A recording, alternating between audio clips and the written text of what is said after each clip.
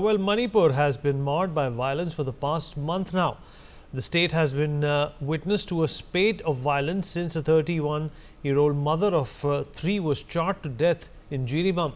Following this, a 34-year-old woman farmer being gunned down while working in paddy fields at Bishnupur. Militants then targeted farmers in Sanasabi local village in Imphal East. When the BSF and Mahar regiment came to the aid of the farmers, one army Jawan was injured in the ensuing gunfire. However, things took a turn for the worst. 6 members of a family, including a woman and children, were abducted and killed. Their bodies were found floating on the Jiri River. All these developments have triggered sharp responses, with some even calling for President's rule, I beg your pardon. In the latest, it is the Chief Minister of Mizoram, Lalduhoma, who has endorsed this. The Mizoram Chief Minister has claimed that Biren Singh is a liability for the state, its people and the Bharatiya Janata Party, and that President's rule would be preferable. The Manipur government has been quick to hit back, emphasizing that Mizoram Chief Minister recently gave a controversial speech in US where he called for formation of a nation by carving out areas from India. And Biren Singh has gone on to highlight that Myanmar is the origin of illegal immigration and drug problems which are faced by Manipur.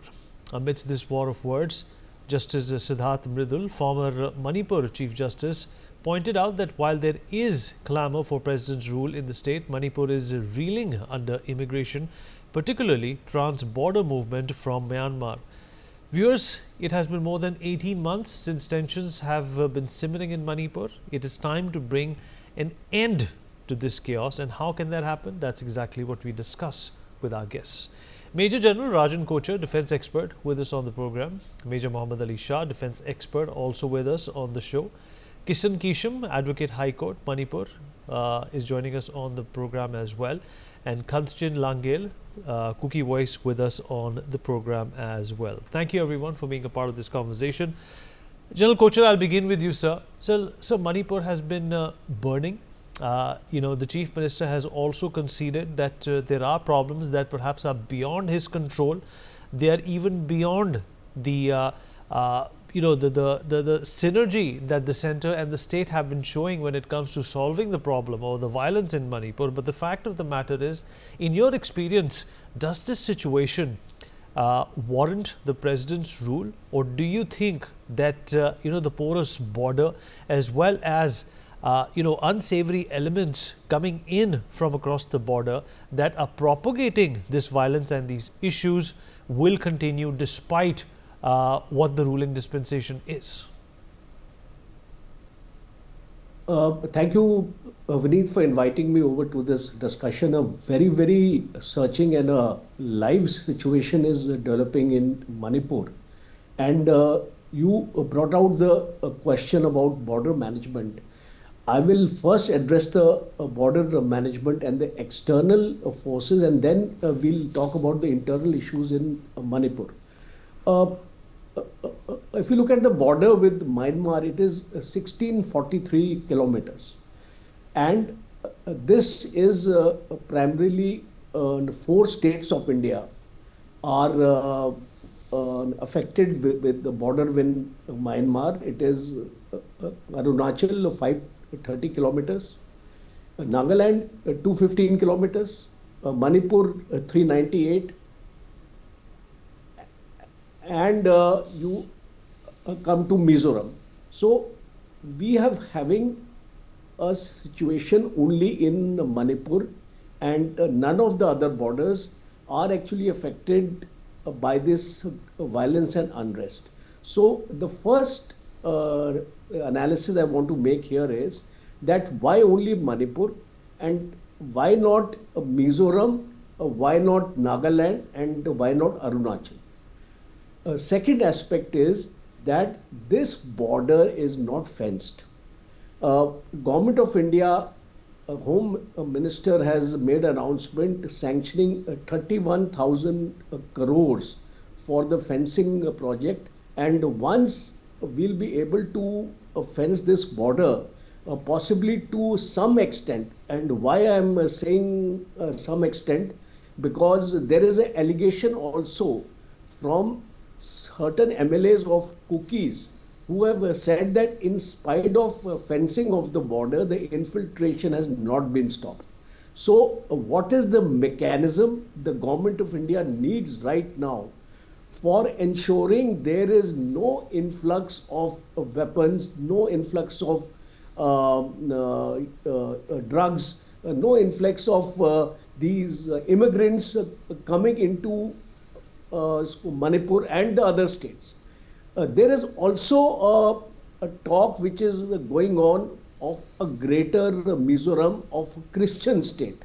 So this talk, primarily we are aware that Kukizo community is prominently a Christian community, and therefore they are certain powers. And I just read a report from the NIA, a National Intelligence Agency, which has clearly stated that there is a move on by some external forces. Those external forces have not been named in the open media report, but possibly there would be a mention of those in the report of the NIA, that there is an agenda of certain external forces to create a separate state within India. So, given that background of the border management, let us come to the internal issues and to your specific question about Biren Singh and the president's rule. To my mind, the situation has gone beyond a president's rule, I would say right now. I have my reasons to state that. The first reason is that the civil society in Manipur has been armed. It is not only the Metis, it is the Kukis, it is the Nagas. Each person of the civil society in Manipur today has a weapon. So when you have a weaponized civil society, and if you look back at our experience of insurgency, where insurgency is taking place in other parts of the states in Northeast and how it was controlled, so you will draw out a lesson that the first and the foremost task of the government, whether it's a president rule or it is Biren Singh, they have to ensure that we have to disarm this civil society, and that is going to be a very tough task, because the kind of weapons, the NIA report mentions American rifles like Mi-16 and all into the hands of these terrorists or insurgents. Second aspect is about the drones. We have seen a drone attacks in Manipur, and when we analyze these attacks, we found that these drones are heavily armed and they have got a precision guidance system which is part of the process of the drone warfare. So once a civil society has this kind of armory and a weapon with them, it becomes extremely difficult for the security forces to tackle, because what will happen is ultimately when the security forces are being brought into a very large number into Manipur, so what will happen is it will be a direct confrontation between the own population of the country and the security forces. We have seen in Gaza also how the Israelis have carried out the operations. So what will happen is there will be a collateral damage. There will be innocent women, children also getting killed. So it's a very, very dangerous situation. And I would like to end my argument by saying that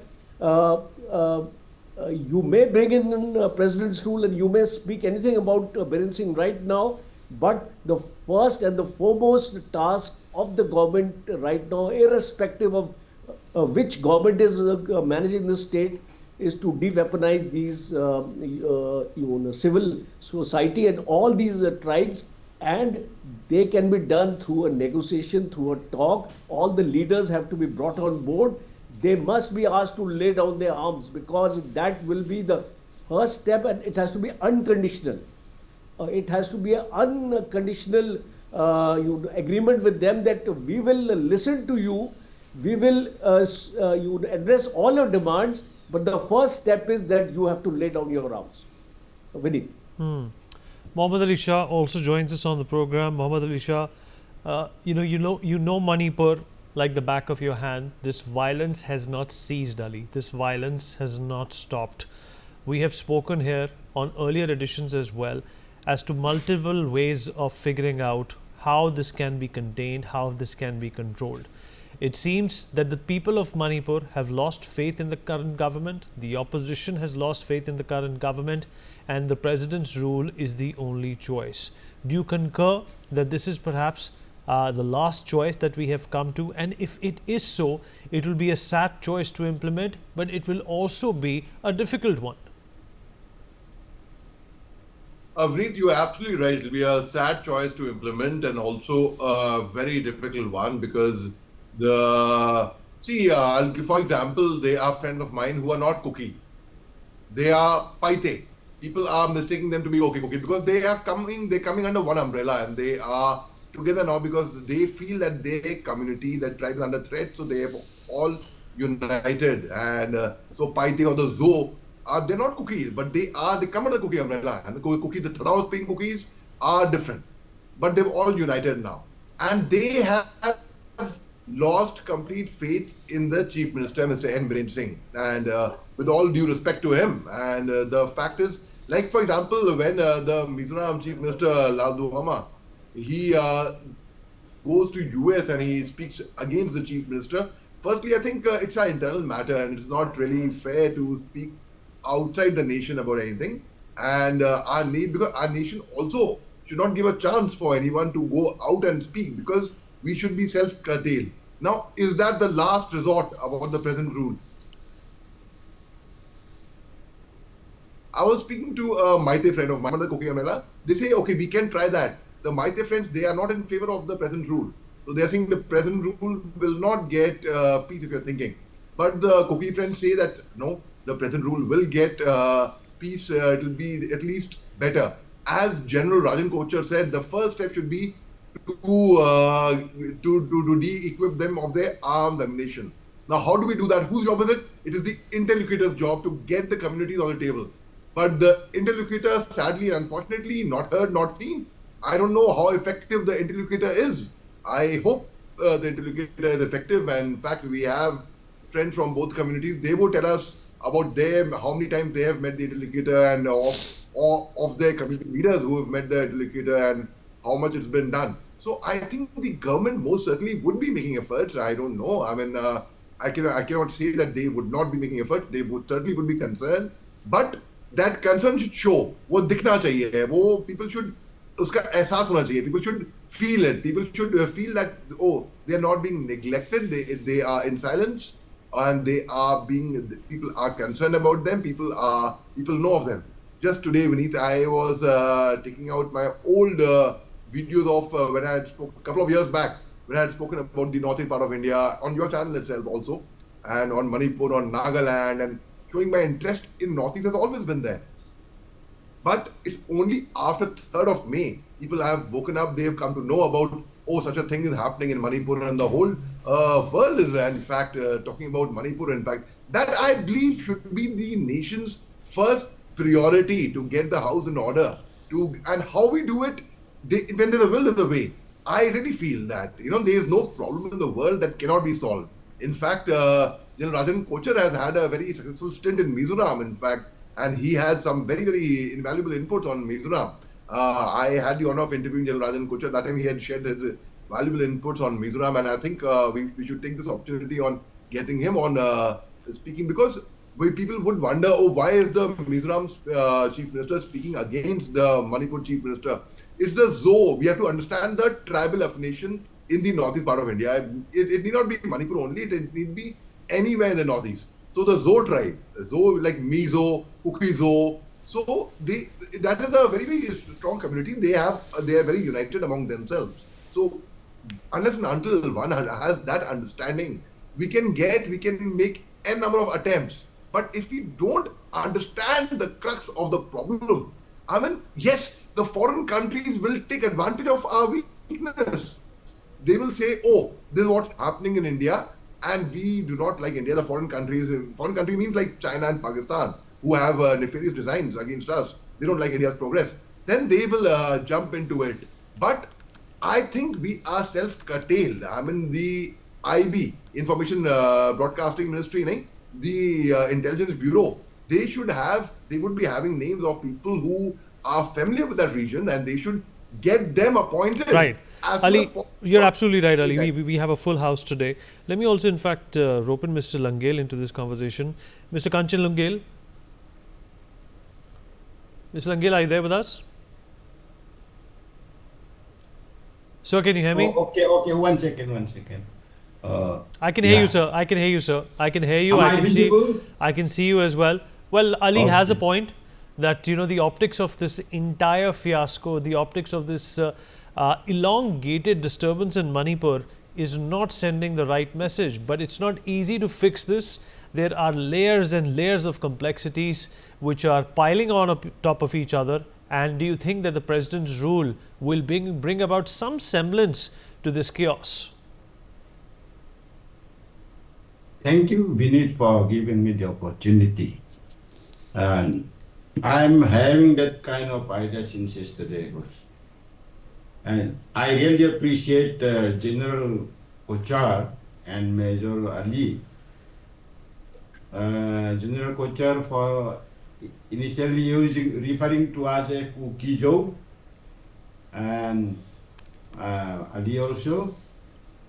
I'm not very particular about that, but our people back there was criticizing me for being referred to as Kuki. I am actually from Paite. I don't mind to be called Kuki or Jomi or Mizo, whatever, because as Ali said, we have been forced to be united by Biren Singh. As to the point of President's rule, yes, it is already too late, and yes, Manipur problem is not communal violence alone. I am happy General Kochar is here. He must be knowing much better than me about the militancy in Manipur and their objective. I just glanced through the South Asian Terrorist Portal and the activities of these elements since 1992 to 2018. Manipur problem, if it is confined to communal violence, it would have ended. But it's not only confined to communal violence. There are forces which are demanding cessation, liberation from Manipur. They don't accept Manipur merger. They always observe Merger Day, October 15 as Black Day, and they always boycott Republic Day, Independence Day. And the last time on 15 November, when PLA attacked Assam Rifles at Kamjong, they declared that their objective still remains, that is to free Manipur from Indian Union, and they will continue fighting Indian forces till Manipur is liberated. That is published in Shanghai Express, Pratidin, and Sentinel, Assam Sentinel. I'm afraid that has not been published in national media or discussed anywhere. I'm surprised really. So Manipur, even if we, the government impose president's rules, they have to really work on the ground without any partiality, as per the law strictly, and by the army, through the army only. Now our Meitei friend, I have no ill will against them as such. My neighbors are still here from Manipur. We are still talking to one another. Our Meiteis back there, they don't like APSPA, but they like APSPA in the hills. They don't like president's rule. Why? Because they don't want the army to have free such operations in the valley, where the Rambai Tangos, heavily armed, all the militants who were sheltered there, taking shelter there, they don't want any action on those people. That's the reason why we must have political will, PR, and there must be enforcement of law strictly by the Central Security Forces under the Indian Army. Otherwise, we will be one day maybe Manipur may not be, who knows how far it goes, because unless they renounce their demand for liberation or independence, then it is a danger to the integrity of India. I am not having any ill will or hatred against our Right, sir. militaries. Right, sir. You're No. absolutely right. We have a paucity of time. Let me also rope in Mr. Kisan Kesham into this conversation as well. Mr. Kesham, your analysis of why this prolonged conflict does not seem to be ending. Sorry for the internet has been issues for quite some time. The thing is, it's already many have already spoken in the newspaper as well. Even several people have even opined that the issues in the Manipur is due to the complete state failure, as well as the center is not sincere enough to deal with the issues, and our administration is not capable in handling the issues, the grievance of all the common people, not just a single community, of all the community residing in the valley as well as hill have not been considered. And there are so many grievances that need to be addressed minute by minute. Imposing Armed Forces Special Power Act and infringing right to privacy, as Home Minister has issued notice to records, all the call records for 5 years, which would be a counterproductive. So there is a certain step need to be taken. A sincere and diligent effort need to be done from the side of the administrator, bureaucrats, and the leaders as well, even the CSO, and also what the leaders, including Kuki, Meitei, as well as any other, they need to step back, lift their attitude or somewhat egoism nature. They need to step a little forward and come to set an environment where a certain form of dialogue or negotiation can be initiated.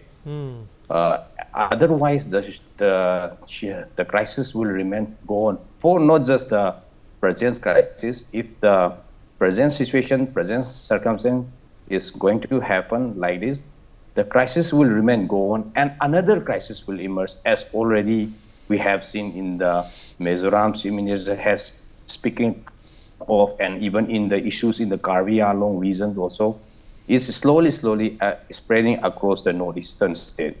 So there is certain sincere effort need to be taken up by the state. All right. So the sincerity and the intensity of the effort needs to be upgraded, and that's exactly why this problem has stalled for as long as it have. Unfortunately, we've run out of time.